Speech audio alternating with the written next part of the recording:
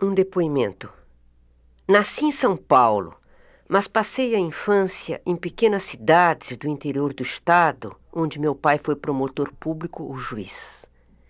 Foi uma infância meio selvagem, livre, com a figura principal de uma pajem preta, adolescente desbocada e sensual, que me fazia confidências e contava histórias. Histórias antiquíssimas de mortos que se levantavam, chocoalhantes, e lá vinham com seu canto fanhoso até nossa porta. Então eu tremia debaixo das cobertas. As histórias eram contadas durante a noite, no escuro, e tapava os ouvidos, mas deixando sempre uma fresta por onde se insinuava o fluxo implacável. O jogo era excitante. Eu exigia mais, mais. E depois fugia em pânico, o sofrimento agudo misturado ao prazer que se prolongava assim que eu começava a reinventar tudo, novas personagens, novos enredos. Tamanho sucesso desta contadora de histórias começou a atrair mais gente. Agora não eram só as crianças que vinham se amontoar na escada de pedra do nosso quintal, mas eram os cachorros. Tínhamos muitos cachorros. Na noite em que minha pajem não apareceu, ela tinha fugido com Heleno, um trapezista do circo. Eu resolvi, num impulso de audácia, substituí-la, tomar o seu lugar. Foi quando descobri que sentia menos medo falando, que era mais excitante contar do que ouvir, porque enquanto eu falava, eu transferia um pouco daquela ansiedade, carga demasiado pesada para mim. Com o próximo ficava então a minha insegurança, a minha dúvida, o meu medo e também a minha ousadia. Mas não era mesmo extraordinário? Pensei e me senti aliviada. Esvaída, sim, como se todo o meu sangue tivesse escorrido nas minhas palavras, mas ao mesmo tempo me senti tão poderosa, tão independente. Datam desta idade de ouro os primeiros escritos assim que comecei a escrever. Isto depois do aprendizado com a sopa de letrinhas. Um macarrãozinho com todo o abecedário. Era um brinquedo novo alinhar as letras nas bordas do prato fundo. Muito difícil, me lembro, encontrar o Y do meu nome.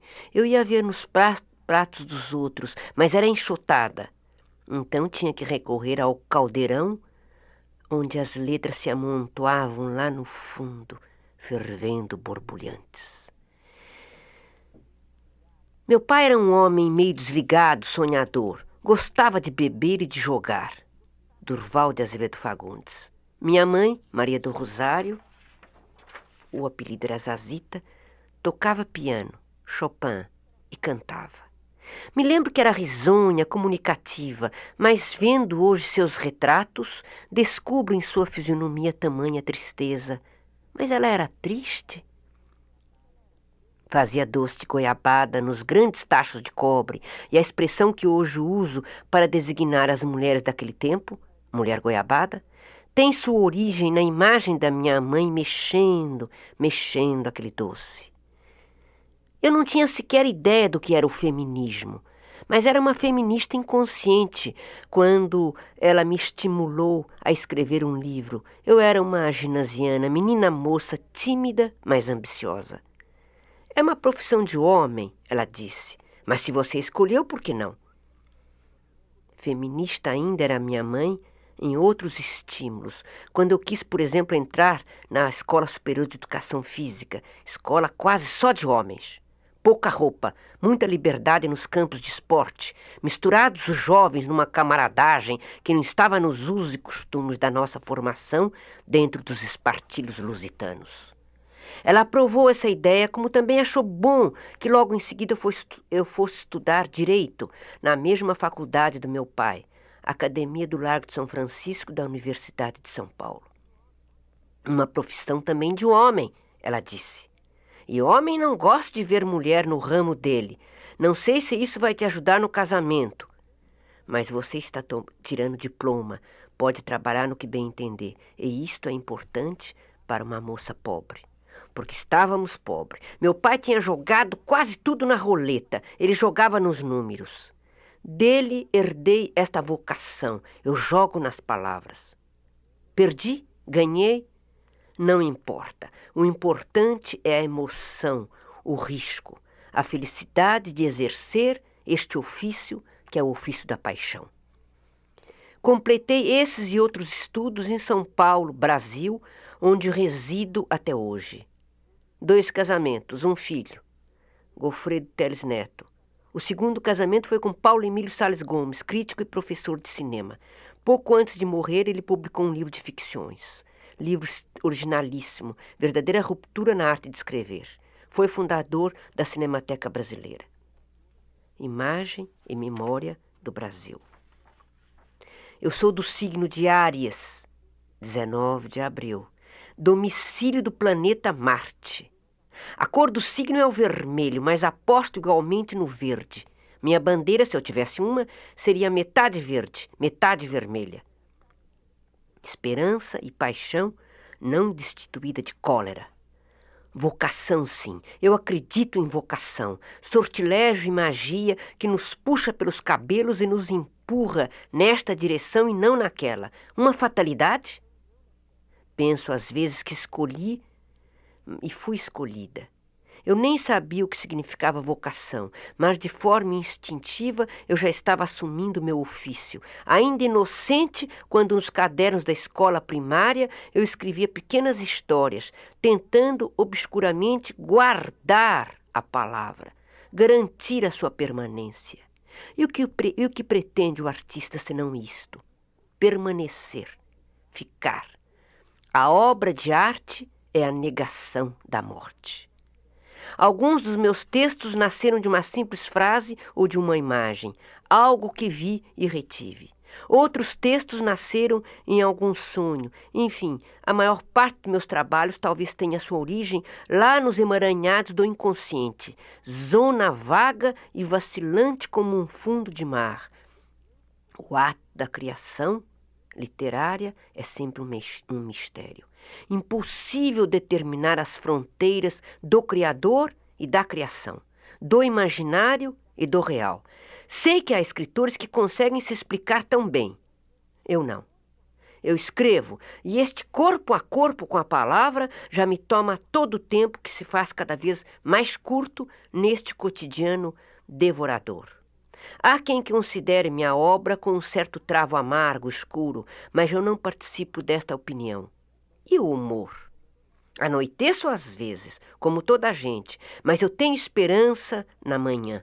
Então eu espero que esta manhã, com seu grão de loucura e de imprevisto, me salve. Precisamente é loucura um dos temas que mais me fascina.